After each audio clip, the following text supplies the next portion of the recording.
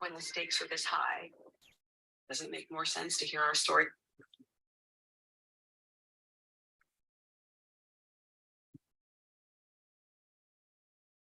When the stakes are this high, does it make more sense to hear our story? Now, let me just remember how to do this. I think I need to go back. When the stakes are this high, does it make... Oh.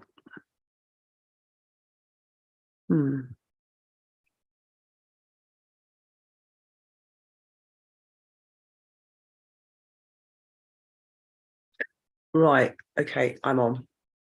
So, excuse me, looking rather relaxed, but I've had a seriously traumatic week. And this week, I can't remember a week like it other than losing someone through death or divorce or heartache.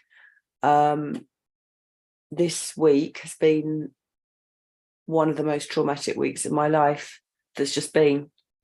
And my nervous system is actually just starting to come back into some sort of sync.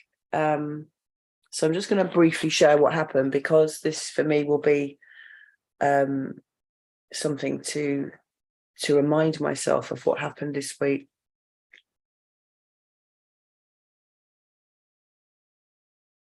And yeah, I went all around Australia, Bali, Thailand, with a whole YouTube channel teaching all over the world. And all those videos were lost when YouTube closed my channel. So it's a good idea to keep videos for when you're going to keep a diary. So what happened was I've been really busy selling this magic wand for the last 5 months. And I'd closed my Pilates studio, and I really was not expecting anything like the amount of full-on work I had. I was like literally stressed because I was selling so many magic wands, and I was helping people, and I was doing trainings for people and showing them how to do social media, and really, really enjoying it.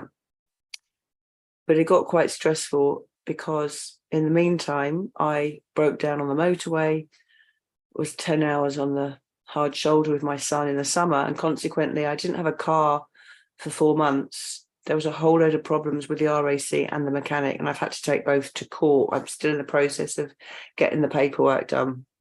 So all that was going on. So I had no car. So I borrowed my son's car, and I was outside my sister's house one afternoon in the summer, and basically the car rolled down the road and hit one of her neighbour's walls. And it just seemed to be one thing after the other going on. It was crazy.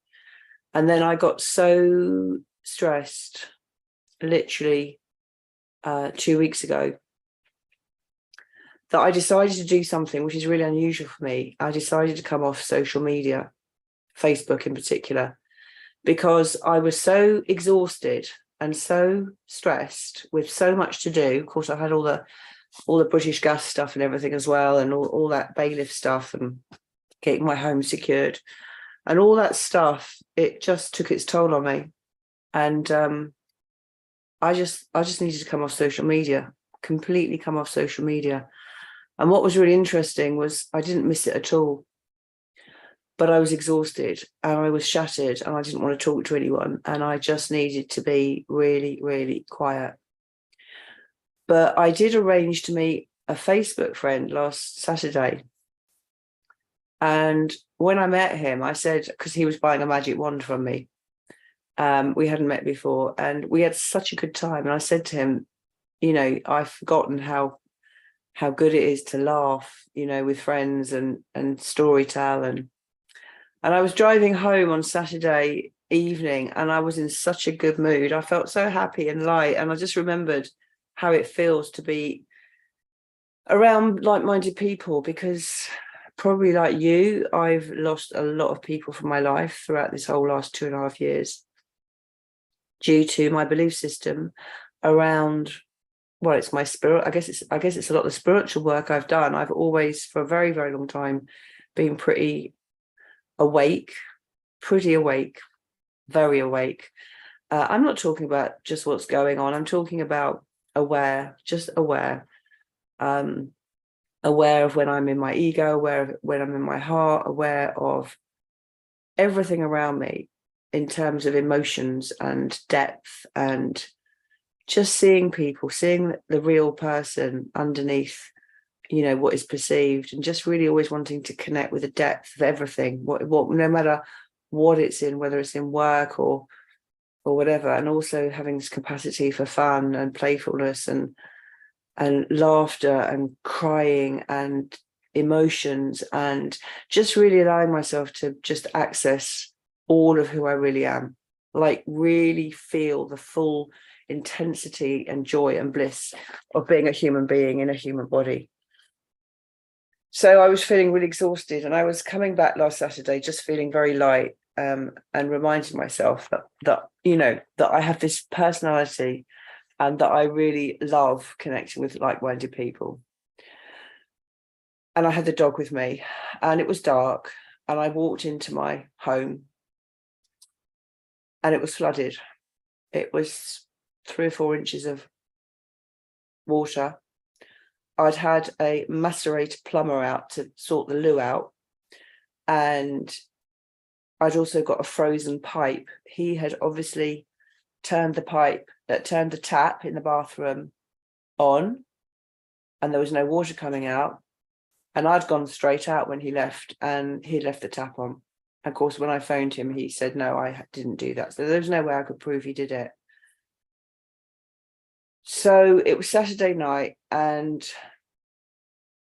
I was fairly calm, and I called my son, and he came over, and we just swished all the water out from the room. Like it was like this, like 3 or 4 inches of water, and we got 2 mops, and we put all the water out. And then my son phoned up an emergency flood place, and they said they would come out at 7:30 in the morning. So my son took the dog, and I don't really like my dog going to my son's because he smokes, and I don't like the dog being in the smoke. And I stayed on a friend's sofa, and it was kind of quite surreal. The next morning at 7:30, this emergency man came with all these dryers and everything, and I needed to find somewhere to stay.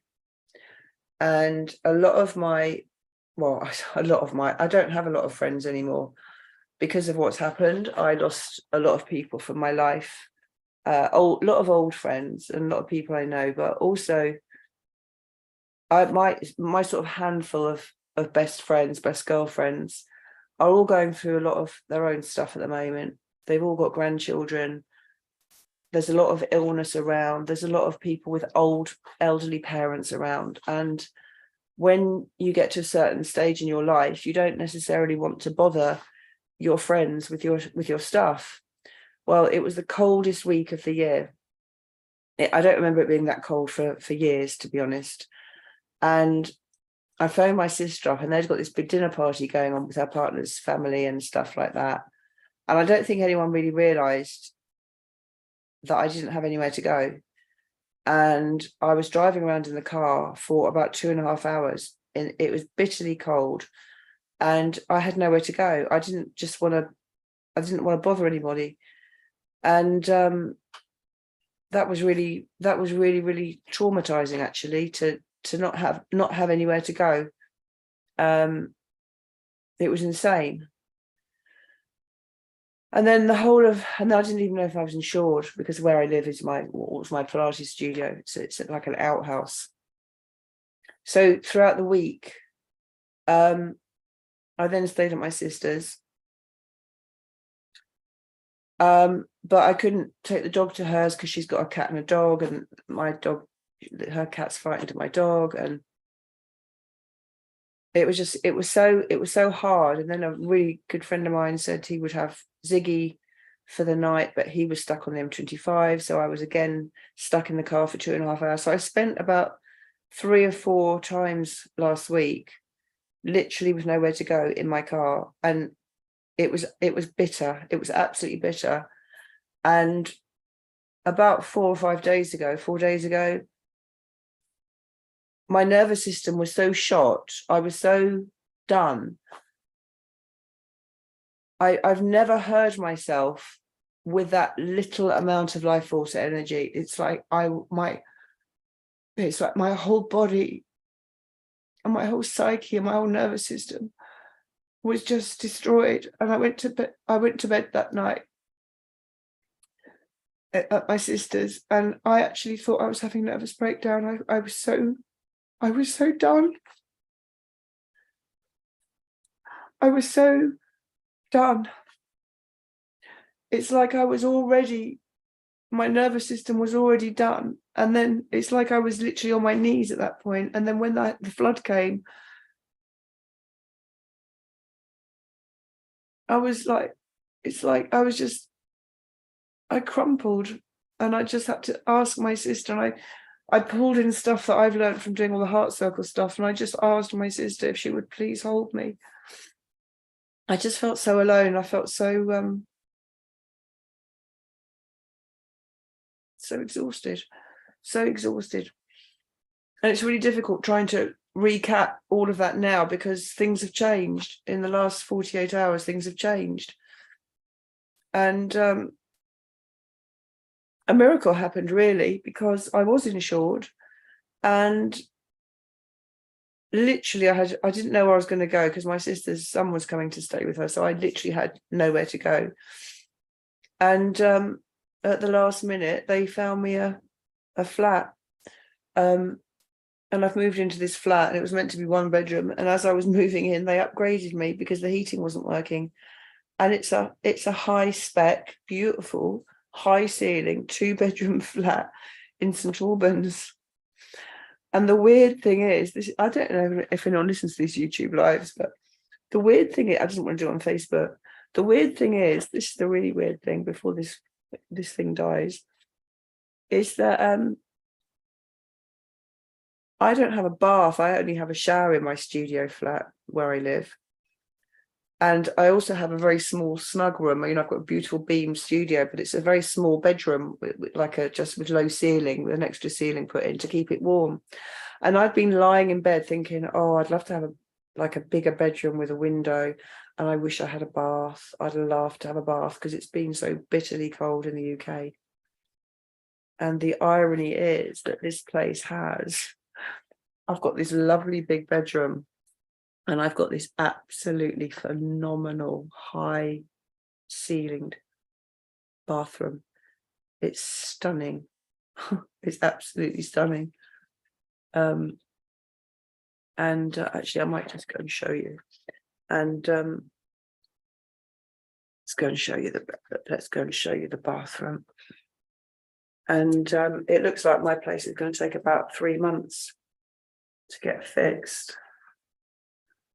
Hang on, how do I show you this? It's just absolute. I don't know. It's so high. It's about 12 foot tall. It's just like that bath. It's a really long bath, and I've got a twin room. And it's just crazy. And the crazy stuff is there's more to share, because I've got a TV, and I thought, what do normal people do? And Netflix, I've never watched Netflix before. And it's just insane. It's just, I bought a little Christmas tree from home. So out of the most traumatic week, finally Ziggy and I are together again. He's happy. I missed him so much, and my nervous system is just very slowly now starting to recalibrate. And yeah, and life is just a continuous I don't know what. I don't know what it is. It's just so much, isn't it? There's so much going on. So I just wanted to record this as a memory for me, as what happened, and to share with anyone who's interested, because I know a lot of people have been saying, are you ill? What's up? What's going on? I just haven't been able to talk to anyone at all. I have no desire to talk to anyone about anything unless I just feel like it in the minute. So that's my share.